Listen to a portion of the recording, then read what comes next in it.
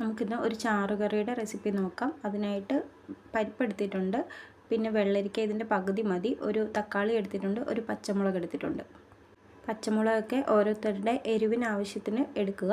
അപ്പം നമുക്ക് റെസിപ്പിയിലേക്ക് പോകാം. അതിന് വേണ്ടിയിട്ട് പരിപ്പ് കഴുകി വൃത്തിയായി കുക്കറിലേക്കിട്ട് കുറച്ച് വെള്ളവും കൂടി ഒഴിച്ച് ഒരു 1/4 ടീസ്പൂൺ ഉപ്പും ഒരു 1/4 ടീസ്പൂൺ മഞ്ഞൾപ്പൊടിയും കൂടെ ചേർത്ത് ഒരു 4 വിസിൽ വരുന്നവരെ ഒന്ന് വേവിച്ചെടുക്കുക.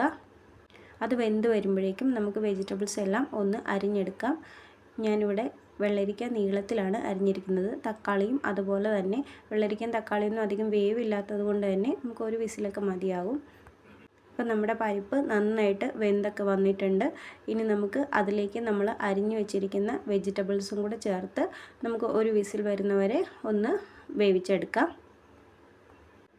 അതവിടെ ഇരുന്ന് വേവട്ടെ. അപ്പോഴത്തേക്ക് നമുക്ക് ഇതിന് വേണ്ട അരപ്പ് തയ്യാറാക്കിയിട്ട് വരാം.